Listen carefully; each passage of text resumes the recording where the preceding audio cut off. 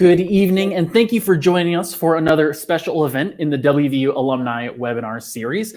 I'm Andrew Seeley, the Director of Marketing and Communications for the WVU Alumni Association, and I'm here tonight with Dr. Meredith Bayless, the Director of Alumni Engagement. Tonight, we'll be taking an inside look at the Art Museum of WVU and talking about some of their current exhibits, outreach programs, and ways that you can get involved. A quick reminder, we'll have a short Q&A with our guests at the end of this webinar. So if you think of a question you'd like to ask, simply put it in the comments section and we'll do our absolute best to get to it if time allows.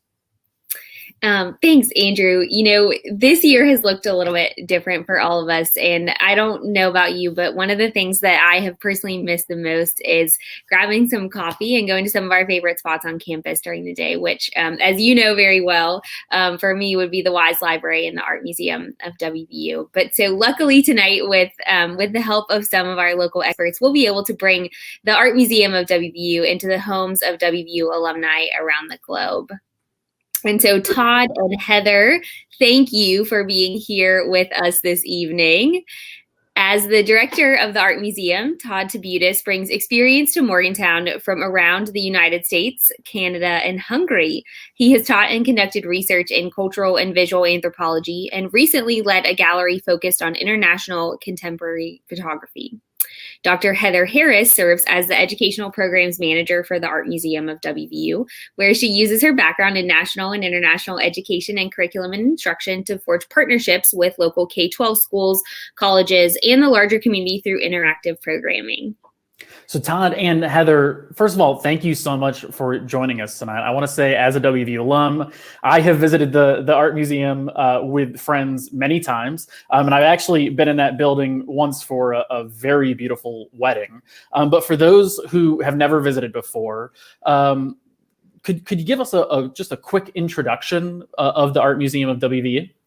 Sure. Andrew, Meredith, thanks so much for having us both. We're delighted to be here. So the Art Museum is next to the Kennedy Creative Arts Center on campus, on the Evansdale campus at WVU. And the building is 5 years old now. And it's a state-of-the-art facility to, large rectangular galleries. They're about 2,500 square feet, so it's about 10,000 square feet. We have a storage facility for our collections. That's a view of our McGee Gallery.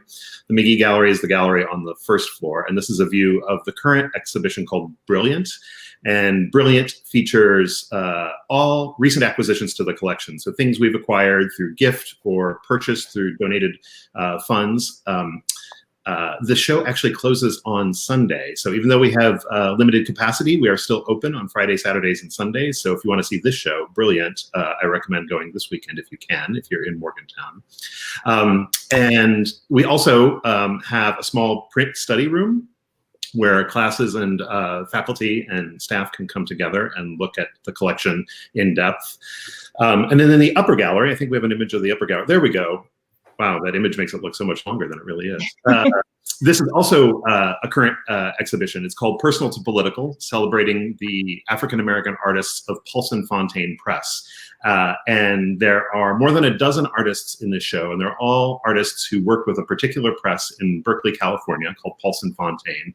They're artists who work in all sorts of media, sculpture, quilters, painters, and they work with this press to make unique prints based on their ideas. So we were really happy to have this fall, and yeah, that's a great view of that. And then I think the last image is of the Nath Sculpture Garden, and the Nath Sculpture Garden kind of wraps around the side of the Art Museum. You can see it in the background there, the building between Pattison Drive and the building. And it's a nice stroll, changes through the seasons. It's landscaped. We have several sculptures out there. And in fact, I often hear from my neighbors who she goes with her mother every weekend to walk their dog in the Nath Sculpture Garden. So I do know, Meredith, maybe that's where you take your cup of coffee to have a break. But yeah. How did you know? We already have the coffee in the gallery, so hopefully you leave the coffee outside. We'll definitely leave that outside. So for those alumni who are joining us from maybe Florida or from Texas or California, we just got our first snow of the year yesterday. And so I will probably be spending more of my time in that what looked like an eternally long gallery in that photo that we had. But Todd, I'd love for you to talk to us a little bit more about some of the specific items that are in the collection at the Art Museum, and what kinds of things people can see when they're there. Sure. Yeah. Well, it's a great question. And since I've got a background in museums, I feel like it's a really common question to say, how do you get what you have in the collection and how many things do you have? So the Art Museum here at WVU, we are the repository for the university's fine art collection. And right now that it's close to 4,000 objects, and it's growing because we do have funds that generous alumni and other donors have given to us through the foundation to build the collection, as well as donated works of art. So it's kind of impossible to show all 4,000 things at once. So we do our best to rotate every semester, change our exhibitions, and give you a sneak peek of I should say a sneak peek, it's an actual look of what the collection is. And we also bring in temporary exhibitions as well. I think we have some slides of some examples of, this is great. This is a print. We acquired this actually almost a year ago now. We received a prestigious prize. It's called the Richard Hamilton Prize from the International Fine Print Dealers Association. We received this prize to acquire 2 prints. This is one of them. It's by an artist named Derek Adams. This is actually a self-portrait of himself on a pool float, and this is a wood block print. And for those of you who know much about printmaking, you carve a wood block and add a layer of color, and each of those colors represents a different block. I understand that I think there are more than 20 blocks that individually make up this print, and is actually some gold foil as well. And this is based on one of his paintings. Derek Adams just had a solo exhibition at the Hudson River Museum in New York City. So we're really happy to have this in the collection as a new piece. And the next one. In 2017, we hosted a solo exhibition of the artist Shepard Fairey. People might know Shepard Fairey well from his poster he did of Barack Obama with the word hope below it, as well as some of his works that incorporate Andre the Giant. This was a really popular, really great exhibition, and this work of art was shown. It's called Water is the New Black. It's a unique work of art, and as a result of that exhibition, we were able to acquire it, so it stays with us. So you may see it in a future exhibition as well. Blanche Lizelle is a West Virginia native. She graduated from WVU in 1905, I believe. If anybody's a Lizelle expert out there, they can correct me on the date. I see Heather nodding, I think. You got it. And Blanche studied fine art, and over the course of her life, she studied in Paris with some major figures in the art world in the early 20th century. She found her way back to the States and ended up in Provincetown for quite a while, and she became a pioneer of something called white line woodcuts. And you can see the little lines in this print, and this is a view of downtown campus. This is a print she made of WVU, and she knew important artists of the time. She knew Hans Hofmann, she knew Albert Gleizes, she knew Leger, and we, as the Art Museum of WVU, have the largest public collection of Lizelle's work in the world. You can find it at other places, the Museum of Fine Arts Boston, Crystal Bridges in Bentonville, Arkansas. Many places have Lizelle's work, but we have the largest, and we're happy to have that hometown hero who went abroad and came back in a way. And this is a photograph by Walker Evans. Walker Evans was a photographer who documented Appalachia, as well as pretty much up and down the eastern seaboard, down even into New Orleans in the 20s, 30s, and 40s. And this is a photograph, we just acquired this a couple years ago, of a mining camp in Scotts Run, just a mile or so away from the Art Museum of WVU. This was made in I'm going to get the date wrong, but around 1935. And he is considered one of the greatest photographers of the 20th century. And this is a great lead-in because we are hosting an exhibition from the Museum of Modern Art in New York in the spring, all Walker Evans' work. He was the first photographer to have a solo show at MoMA in 1938. And the show that we're bringing is kind of a recreation of that show. And there's a number of pictures, not just from Morgantown, but the region as well. But this one is ours. So we're very proud to have this with a direct connection, literally, miles from the museum. Thank you for sharing all this with us. Yeah. So I personally love all the pieces, but I especially enjoy the upper gallery. And so I feel like when I enter that space, I experience something different each time that I go in there. And maybe that's depending on how I'm feeling or kind of what the first piece is that I engage with. And so kind of thinking about that experience, Todd, can you tell us about who the collection interests and how people go about experiencing that collection. Sure. So we're free all the time, which is an amazing thing.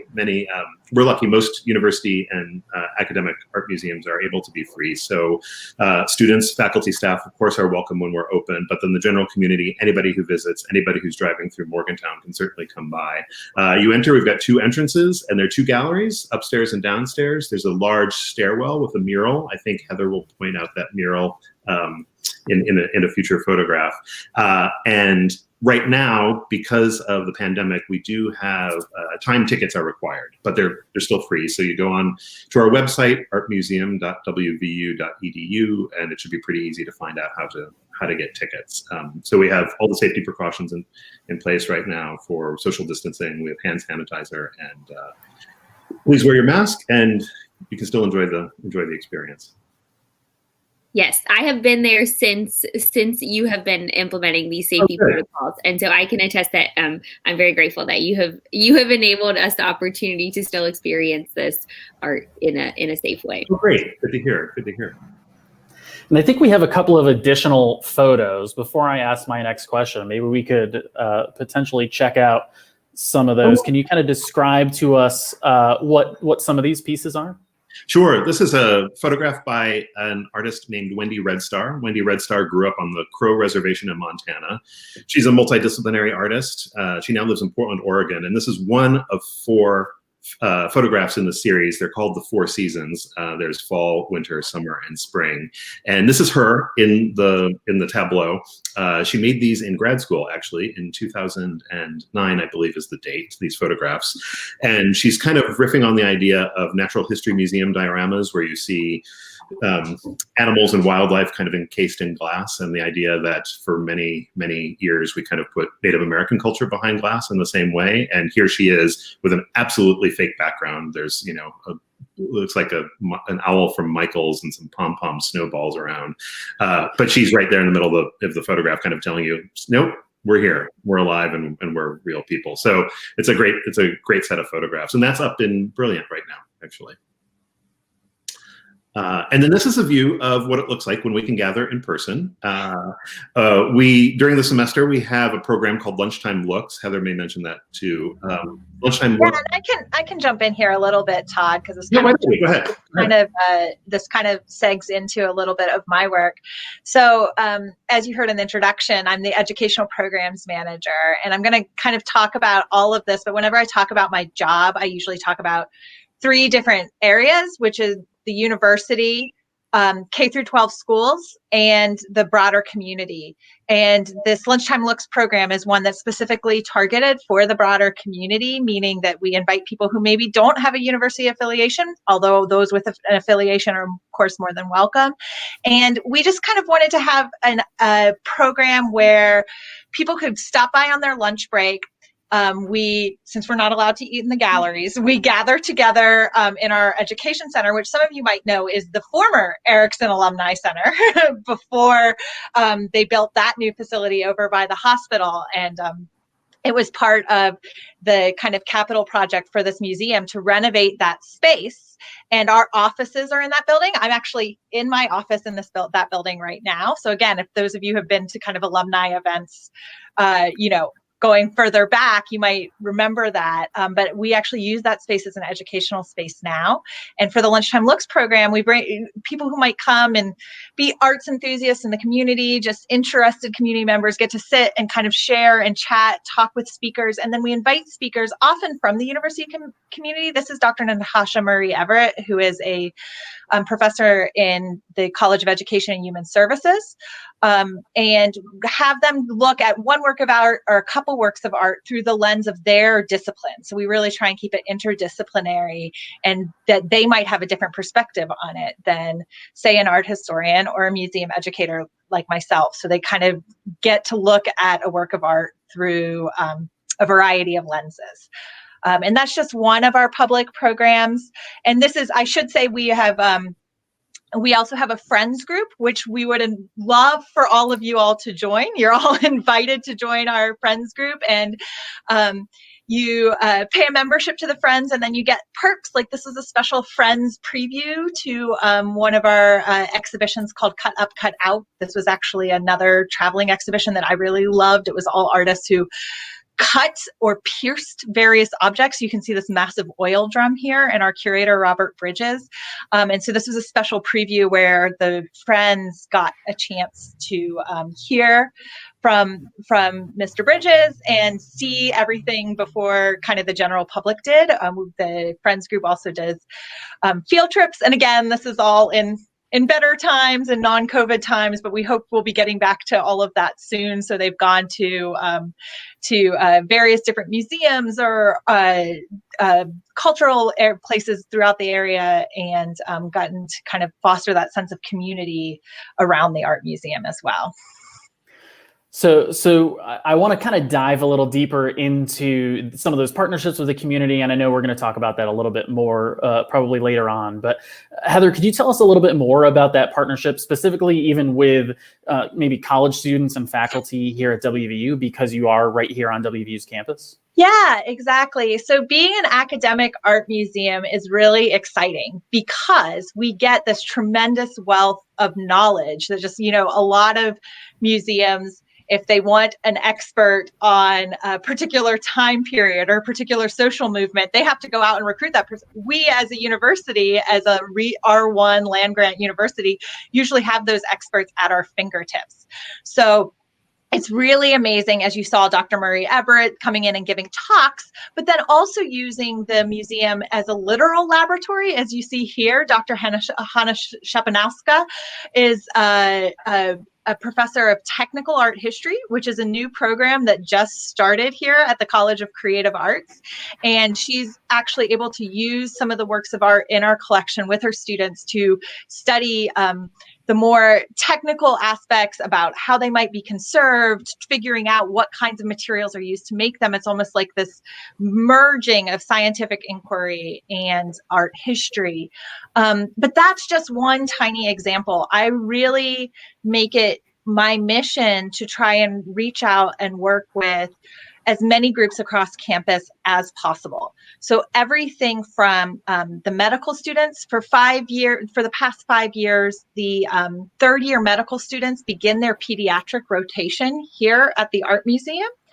And we do an exercise with them where we talk about close looking, and then we relate that to how important it is to look closely in the medical profession. And it sometimes really helps them to kind of see it through a different lens. They're able to talk about it a little more clearly, and also challenge some of the assumptions they might have as they enter into a patient care room. So that's a really exciting project. Also along that same line, I've been invited to work on the steering committee for Dr. Clay Marsh's Science and Creativity Summit, which he started last year. And I'm going to be working on a virtual version this year where we're kind of, again, trying to bring in STEM fields and collaborate with the more creative arts fields.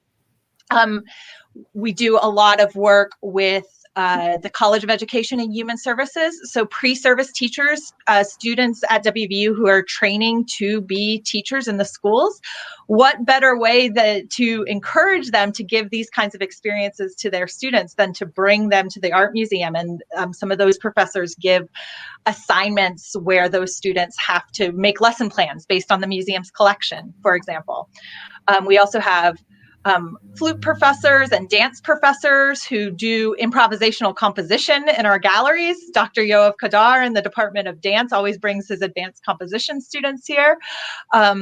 So again, really trying to broadly serve anthropology, political science, leadership studies. All of those people have come to the museum, and it's part of my job to integrate our collection into their curriculum. So if there's a history professor who's teaching labor history, then we pull out our WPA prints that show coal mining in West Virginia, and we integrate that into what they're teaching. You just opened up so many more questions that I have for you. So I'm excited. I love hearing about all those visitors and all those partnerships that you have. Before I ask any more of my questions, I want to quickly go back and remind any viewers that we have, that we will have a Q&A at the end, and I don't want to just hog all of your time with my questions. So if you've got some questions for our guests at the end, make sure that you throw them in the comments below, and we'll make sure we can get back to them.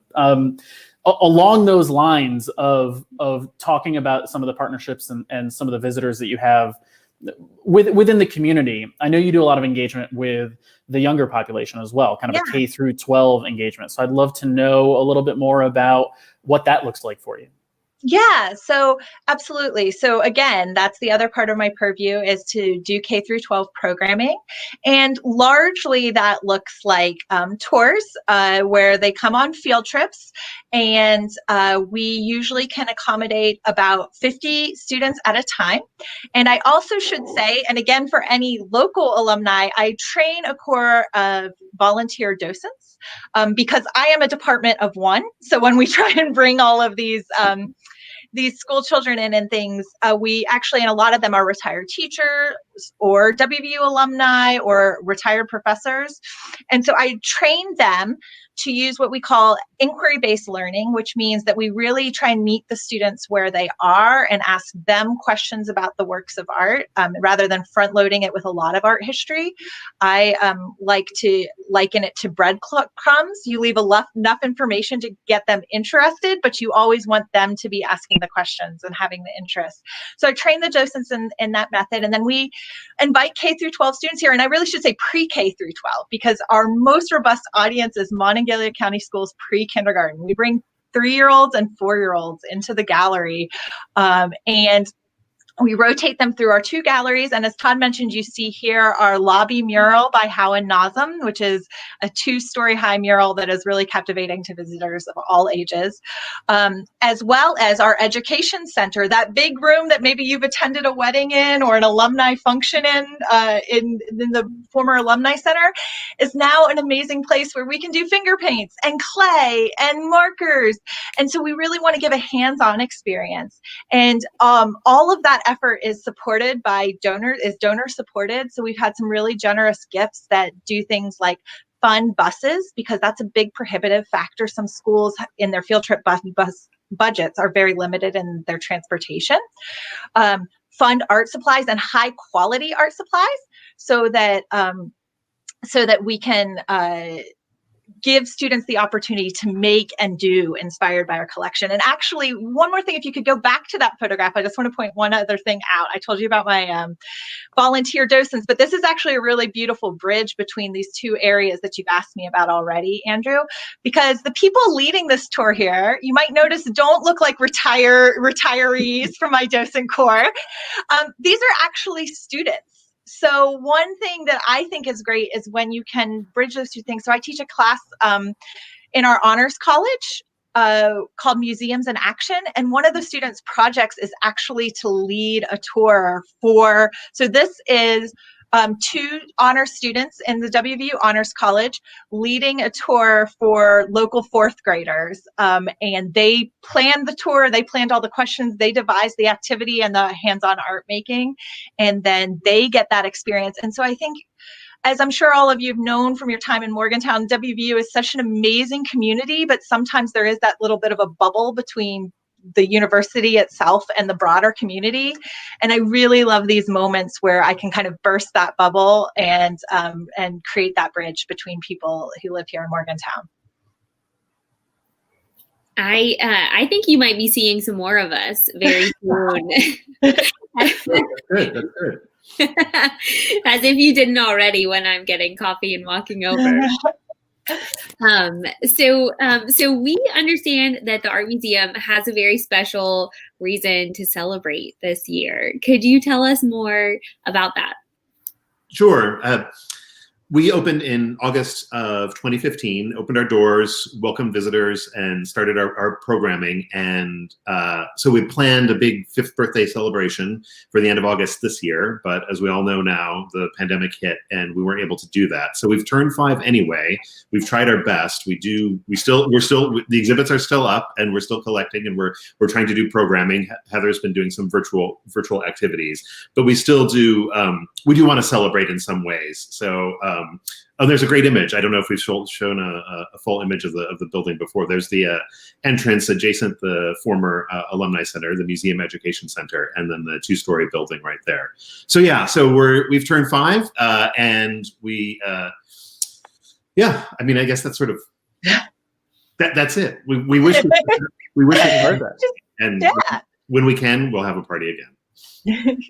And we will be there. Absolutely. And so kind of speaking when we can, I want to ask you a question, and you already touched on it a little bit, and, mentioning that you've got the hand sanitizer, you've got, folks wearing masks as they're exploring, but I imagine that this year has really impacted the way that you typically connect with people at the Art Museum. And so I was wondering, Heather, if you could kind of share with us how your team has pivoted with COVID-19 and tried to, I know you've tried to kind of bring the collection to the community. I'd love to know more. Yeah. So first off, we've been tremendously fortunate in a number of ways. As Todd already said, we don't collect admission, so we're not reliant on admission dollars as so many museums are. So we're really lucky to be part of this WVU family and umbrella, because it's really allowed us to continue to do good work. But we've also been really fortunate. We have an association with Art Bridges, which is a foundation that is actually helping to organize that Walker Evans show that Todd talked about and bring in or facilitate, I should say the Museum of Modern Art organized it, and Art Bridges is facilitating bringing it here. But by virtue of the fact that we are partnering with them for that Walker Evans show, we fell into this category of kind of partner museums. And when the pandemic hit, they created a fund that partner museums could apply for money to help to alleviate or to continue alleviate the difficulties or continue outreach in the time of the pandemic. And we were very fortunate that we were awarded $40,000 in 2 phases by the Art Bridges Foundation. And that has really allowed me in particular to continue to do. So remember, I told you that we really love to have these hands-on components, right? To all the work that we do. And we have all those crowds of kids coming through, 50 kids at a time, a couple thousand kids a year. And thinking about not being able to reach them was really hard. So one thing we decided was that we were going to make art kits featuring Blanche Lazelle, that important local artist, and that white line printmaking method or technique that she is known for. And so what we did is, you can see here, I'm with a teacher at North Elementary School, and we have this little 9x12 pouch. And within it is watercolor paper, a set of watercolors, foam, because Blanche Lazelle carved into wood. We're not going to send knives out to a bunch of school children. So instead we get soft foam and pencils. And so there's a pencil and a pencil sharpener in there, and they can incise into the foam to create a design and then watercolor over it, put the watercolor paper on top, and it creates a print that has that white line sense of Blanche Lazelle's technique. And then we created a poster, actually with that campus image and information about Blanche Lazelle and information about how to make those prints. Well, all of those things we put together and delivered to every single 4th grader in Monongalia and Preston counties. So approximately 1,500 of those kits went out this year. I drove all around Monongalia County and Preston County too, and delivered them all. This is one of my deliveries. And so every single 4th grader got that. We just kind of had it a blanket thing. But we also have now created virtual tours where we'll do something like Zoom or the different platforms that different schools use, Google Meet or Microsoft Teams. I've had to teach myself every different platform that is possible. And I go into a classroom or to a bunch of students virtually, but I still deliver supplies to the school beforehand. So we'll take them through the museum with my iPad on a tripod, show them things, still make it inquiry-based, ask questions, get their answers. And at the end, we give them instructions to make something, and they can still do that hands-on thing because of the supplies that we're able to provide them. We also were able to purchase a Zoom webinar license that has allowed us to continue things like lunchtime looks in the virtual sphere. And one of my favorite things that's really exciting, and we haven't launched quite yet, but we'll launch in the spring semester, is we purchased a Matterport camera, which is a camera that creates these amazing high definition 3D images that allows you to create a virtual tour that's as if you were walking through the galleries, and you can tag things and link to different kinds of content. So it's a really amazing kind of virtual immersive experience that works really well for people who can't join things synchronously, a virtual tour program. I also in the spring made a series of videos called Museum from Home, which you can check out on the College of Creative Arts YouTube channel. There are a few back on the feed now, but that were some kind of interactive explorations of works of art that were currently on display. So we're doing our very best. I tell people that as a museum educator, I am an object person and a people person, and I really miss being with objects and people. But we're doing our very best, and I think we've actually had some tremendous outreach, and I think through more generous gifts and grants, we're able to continue that kind of, especially the hands-on inquiry-based, high-quality, technologically savvy types of engagement that are representative of WVU. And if I could just add something very quick with what Heather said, we all try to find a silver lining these days, given the condition we're in. So something like moving lunchtime looks online, we now reach people in New Mexico and Brooklyn, and instead of just gathering in the museum on a Friday to have lunch, we actually do have greater reach at this point. So trying to take that technology and bring the museum out. I'm completely with Heather. I miss being in the galleries with people and the art, but this does allow us to reach new audiences. So I encourage alumni out there who haven't watched any of our programs. We will keep all of our programs, the upcoming programs, live on our website, artmuseum.wvu.edu, and you can just see what's coming up next and register. Yeah, and I should say, just as we volley back and forth, we'll just block Andrew and Meredith completely out of it.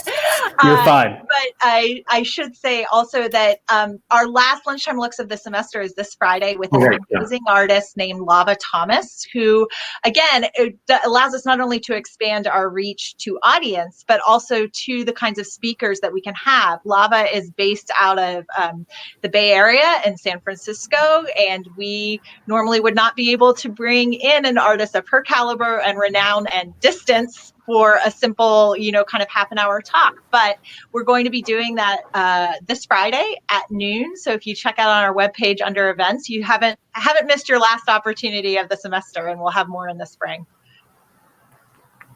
Wow. On behalf of so many people, I think this year, thank you for finding these creative ways to make the arts more accessible. Hopefully in new ways that will carry on well beyond 2020. So we're so grateful for kind of these creative and innovative minds that are pivoting in the wake of this very strange year. So as we come up on our last question, we want to remind the audience to send in their own questions, because we are just about to start asking you all some questions from the audience. But before we do that, I want to make sure that we're very clear about how folks can get involved and become members and friends of the Art Museum. So could you all remind us again exactly how to do that, just in case someone have their pen and paper the first time? I mean, since it is our 5th birthday, we are expecting lots of birthday gifts. So we will welcome them in the digital realm. If you can go, I believe the website's going to pop up. It's this is our website, artmuseum.wvu.edu. You can also go to the support tab there and find a link. But then there's also, there it is, give.wvu.edu/art-museum-of-WVU. So, and then that's how you join the Friends group, which is our membership group. But then there are also other ways to give to acquisition funds, to acquire works of art, or to support exhibitions or educational programs. We welcome support of all kinds. And if there's somebody out there who would love to donate a work of art, we welcome that as well. So that leads me to a very good first question from our audience as we transition into our audience Q&A. Our first question that we had come in is very similar and kind of talks to that. So, does the museum have a program for directing arts and antique donations or bequests to other departments or for display in buildings on campus? And if not, where should they go? That's a great question. I mean, there are other collecting parts of campus for sure. And if it isn't something that we collect, we would certainly be able to help refer someone. I mean, you might as well just start with me or Heather or one of us at the museum, and then we can direct them to the right people. But yeah, I mean, I think there's great resources across campus. We're the repository for fine art, but the libraries have collections. So I think just starting with us, and then we can take it from there. Yeah. And we have what's called a collections committee, which actually meets, and Todd and I are both part of it, but so are the director of the School of the Art and Design and art historians. And we kind of meet and talk about any proposed gifts and any potential acquisitions, so that we really are building the collection in a way that's really meaningful and intentional to our educational mission. So it's a process that I think a lot of people don't understand, but that is interesting to a lot of people who are kind of from outside the museum world. So could you give us, this special audience tonight, potentially any sneak peeks of some upcoming installations that there might be? Oh, well, the Walker Evans show for sure is a sneak peek. I can't really draw JPEGs out of my to show. But that's going to be a great show, and we're just absolutely thrilled that this collection is actually coming from the Museum of Modern Art in New York. So these original photographs from the 30s and later that will be coming to our walls, and we're the first venue on a 5-museum tour. So that's pretty special. And then we're going to reinstall some of the permanent collections. So in the McGee Gallery, which we saw images of earlier, we're going to create a dedicated space to celebrate Blanche Lozelle and some of her teaching and mentorship relationships with other artists like Hans Hofmann. We're going to have a section on American landscapes, kind of early 20th, late 19th century American landscapes. And then because we have such great depth in prints, that's one of our strengths, we have a dedicated print gallery called the Dean Print Gallery. And we're going to feature a number of works that were donated by an alum, Dr. Gina Pozzoli. We're going to show works from that she has donated. She collects solely works by women artists. So we're going to feature prints by women artists in that section. So imagine the McGee Gallery in 3 parts, and that's what you'll see. And that's a little tease. Again, sorry I don't have JPEGs to just sort of. Hey, that's okay. It was a good sneak peek and definitely made me want to come and check those out. So our next question from the audience: do you display art from local or alumni artists? And if so, how can I potentially display my work? We have in the past, for sure. We haven't had an invitational exhibition where we feature regional artists. Right now, we're really in a strategy of trying to bring as much art to Morgantown from other parts of the country, trying to think of what's being made at the national level, because we are trying to serve the entire campus and bring in those artists and makers who are who might not be as well seen in Morgantown. So we've been sort of strategically trying to work on that. That said, we have certainly over the past, in our past, shown local artists for sure. I would be very excited about that because I have a few local artists who I love very much. 2 of which I'd love to give a shout out to. Octavia Spriggs is one of them, and Rosalie Hazlett is the other. If you all have not heard of them, and they become famous one day through their work at the Art Museum of WVU. Know that you heard it here first on this webinar. But so could you tell us if, during your time at the Art Museum of WVU, what have been some of the most impactful exhibits that you remember? Well, since I've only been here about a year and a half, I will turn over to Heather because she's been here since the museum opened. So maybe. Yeah. So I actually started work here the week before the museum opened, which was a very busy time. So I mean, there was something just amazing about that, right? About starting something and something brand new.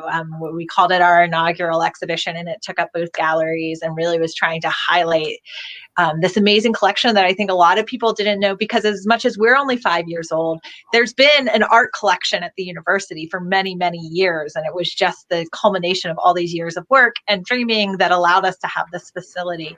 So that was, of course, special and meaningful. The Shepard Fairey show that Todd mentioned, he's an enormously influential artist.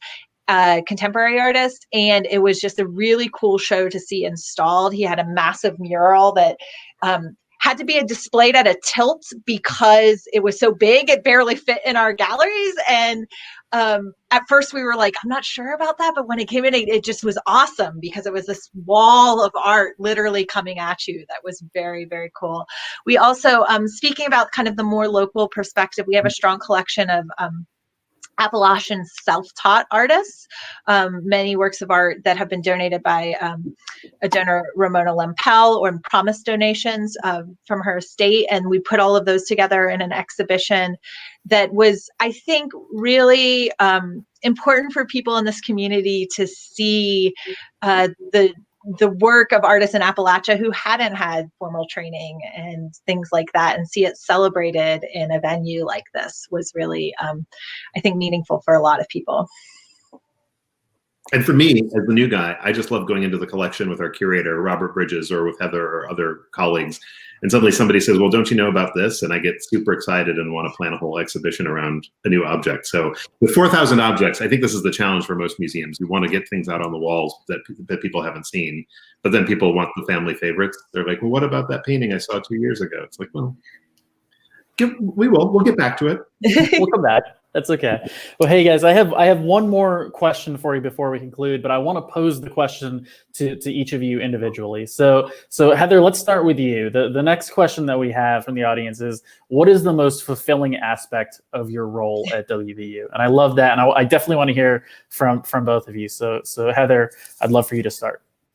Yeah. So, I mean, I think I kind of touched on it when I talked about that kind of bridging the university and the community is really important. I'm actually a native Morgantonian who was born and raised here. My mom is an alum who still works here, and I left for 15 years, and I came back precisely because I thought that having this resource in the place that I grew up could have changed my childhood.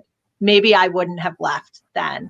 So being able to be part of that outreach to the broader community and getting the support from donors and alum that have helped me to do that is tremendously, life affirming work. And I think on a more minute level, just hearing a work of art through the lens of different people from the ages of 3 to 93, literally, and have each of them kind of be able to make a personal connection to that and help to facilitate that is, it still makes me happy every time. When someone sees something new in a work of art that I've walked by 100 times, it sounds cheesy, but it just puts a big grin on my face. Todd, I'll throw the same question to you. Not cheesy. Not cheesy.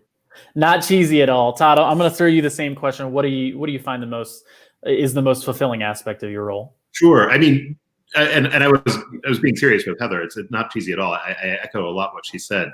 But I think we have such a unique place on campus because we serve both campus and the community, and people come to see art. And I love the fact that could be in a class, it could be in a tour, or it could be at an opening. And at an opening, you'll have a professor from the law school talking to a music student in front of a painting who had never met before, and they both have a conversation about what that painting is and what that painting contains. And I think, art can be a solace for people, or it can be sort of a provocation to think about different things. It can be inspiration, but I love the fact that this is the place where those can come together, and hopefully it starts young, as Heather had said, and it leads people to come to WVU as a student because they know we're a resource here, and then they become sort of fast friends for life and stay involved with the museum after. So that sort of as a node for people to circle around. That's how I like it. Well, we are so grateful to have you both here at WVU and here in Morgantown serving our institution and our community. Once the coronavirus is a thing of the past, we will certainly be walking over much more frequently from the Erickson Alumni Center. And so as we conclude our conversation tonight, we will, here on the bottom of the screen, we'll remind you how to stay connected to the Art Museum of WVU, whether that's becoming a friend of the Art Museum or offering a gift to support their future endeavors and their connections to the community. And we thank you, Todd and Heather, for giving us this exclusive look into the Art Museum of WVU. You both are great caretakers of this really special resource. And we thank you also to the many Mountaineers who have joined in with us tonight. On Wednesday, December 16th, we will be joined by Vice President Tara Holsey for a conversation about her role at WVU and how her team is working to support health and wellness throughout the state of West Virginia. And so we hope to see you all then for our last alumni webinar of 2020 So thank you so much for having us. Yeah. Thank you, Meredith. Thank you, Andrew. Thank you all Thank very you both. much. Thank you, alumni out there. Thank you. We will see you at the Art Museum. Yeah.